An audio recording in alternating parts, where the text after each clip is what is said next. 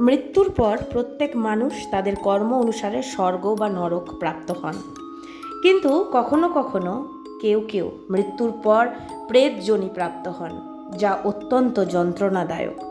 কিন্তু মৃত্যুর পর কারা প্রেত যোনিতে যান, কেনই বা তাদের সেখানে স্থান হয়, কি জানাচ্ছে গরুড় পুরাণ?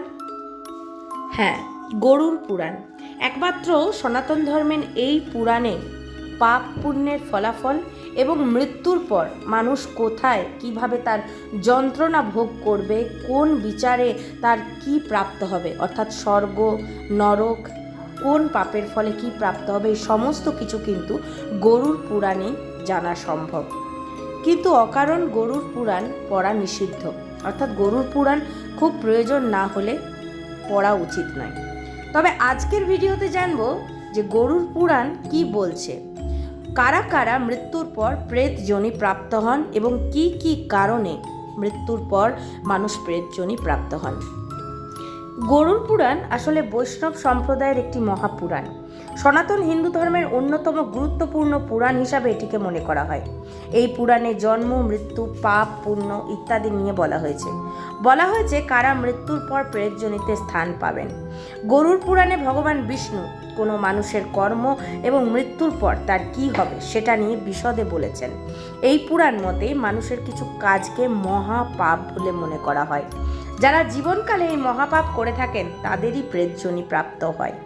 এবার দেখুন কি কি সেই কাজ যা করলে মৃত্যুর পর প্রেতযোনি মানুষ পায় বা একজন ব্যক্তি প্রেতযোনি প্রাপ্ত হন। আপনারা কখনো মৃত পূর্বপুরুষদের শ্রাদ্ধ বা তার কোনো কাজে যদি ব্রাহ্মণ ভোজনের আগে নিজে খাবার খান, সেটাকে মহাপাপ বলে গণ্য করা হয়। যারা এই ভুল করেন তাদের প্রেতযোনি প্রাপ্ত হয়। যে মানুষ অন্যকে কষ্ট দেন অকারণ তার প্রেতযোনি প্রাপ্ত হয়। কেউ যদি তৃষ্ণার্ত হন আর তাকে জল দেওয়ার বদলে তার হাত থেকে যদি জলের বোতল কেউ ছিনিয়ে নেয়, তার প্রেতযোনি প্রাপ্তি কেউ আটকাতে পারবেন না। অর্থাৎ তৃষ্ণার্ত ব্যক্তি হোক বা কোনো জীবজন্তু যাই হোক, তৃষ্ণার্ত কাউকে আপনার সাধ্যমতো যদি তার তৃষ্ণা নিবারণ না করেন, তাহলে কিন্তু আপনার প্রেতযোনি প্রাপ্ত কেউ আটকাতে পারবেন না। যে মানুষ ছলের আশ্রয় নিয়ে নিজের কার্যসিদ্ধি করেন, অন্যের ক্ষতি চান, কেবল অর্থ বোঝেন, তার গতিও কিন্তু এই একই হয়। এবং সব থেকে বড় কথা হলো, আপনার মৃত্যুর পর আপনার বাড়ির লোকেরা যদি ঠিকমতো শ্রাদ্ধা অনুষ্ঠান বা 13 দিনের যে কাজ হয় সেই কাজ না করে, আপনাকে পিণ্ডদান না করে, তাহলেও কিন্তু আপনি প্রেতযোনি প্রাপ্ত হতে পারেন। এবং প্রেতযোনি প্রাপ্ত হলে ততদিন আপনাকে কিন্তু এই মর্তলোকের এই ইহজগতের মায়া থেকে আপনি বেরোতে পারবেন না। নিজেও কষ্ট পাবেন এবং অন্যকেও আপনি না চাইতেও কষ্ট দেবেন।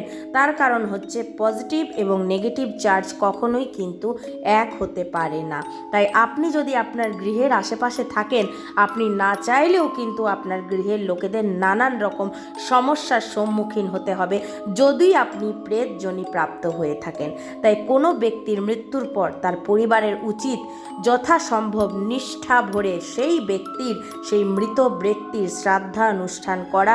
তাতে নিজেরও ভালো এবং যে ব্যক্তির জন্য করছেন সেই ব্যক্তির জন্যও কিন্তু ভালো। এছাড়া বন্ধুরা, আমরা যে পিণ্ডদান করে থাকি সেই পিণ্ডদান কিন্তু 1 বছর যাবৎ আপনার সেই পূর্বপুরুষদের খাদ্য বা এনার্জির সম্বল হয়। হ্যাঁ, তার খাদ্যের চাহিদা পূরণ করে এই একটি বছর। তাই বছরে বছরে এই যে তর্পণ করা হয় বা বছরে বছরে যে আমাদের পিতৃপক্ষ যখন আসে, ঠিক সেই সময় আমরা পূর্বপুরুষদের আশীর্বাদ নিই, তাদেরকে খাবার জল দিই, পিণ্ড দান করে থাকি।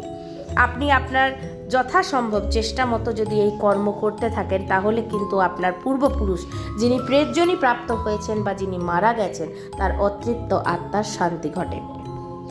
বন্ধুরা, এই জীবনটাই কিন্তু আমাদের শেষ নয়। অর্থাৎ আমরা ভাবি যে ভালোভাবে বাঁচবো, তাতে যেমন করে হোক, কাউকে কষ্ট দিয়ে হোক বা যেভাবে হোক অর্থ উপার্জন করব। কিন্তু আমরা ভুলে যাই মৃত্যুর পরেও কিন্তু আরও একটা জগৎ রয়েছে, যেই জগতে কিন্তু আমাদের পাপ পুণ্যের বিচার এবং কষ্ট এর থেকেও বেশি বই কম হবে না। তাই ভগবানের শরণাপন্ন হন এবং অসৎ কর্ম করা বন্ধ করুন।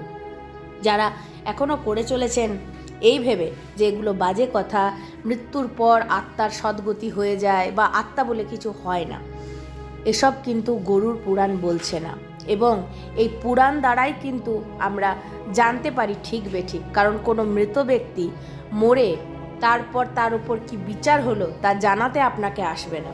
একমাত্র এই পুরাণই ভরসা, যা আমাদেরকে সঠিক পথে আমাদেরকে যেতে সাহায্য করবে। তো গোপাল কথা চ্যানেলের আজকে ভিডিওর বিষয়বস্তুটা একটু অন্যরকম। তো বন্ধুরা, যদি আজকের ভিডিওটা ভালো লেগে থাকে তাহলে একটা লাইক করবেন, কমেন্ট করবেন, শেয়ার করবেন, আর গোপাল কথা চ্যানেলটাকে সাবস্ক্রাইব করবেন।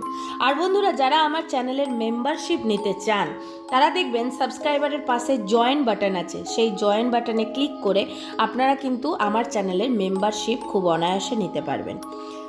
ধন্যবাদ সকলকে এতক্ষণ ভিডিওটা দেখার জন্য। সকলে ভালো থাকবেন, সুস্থ থাকবেন, সুকর্ম করবেন। আজ এখানেই বিদায় নিলাম। রাধে রাধে।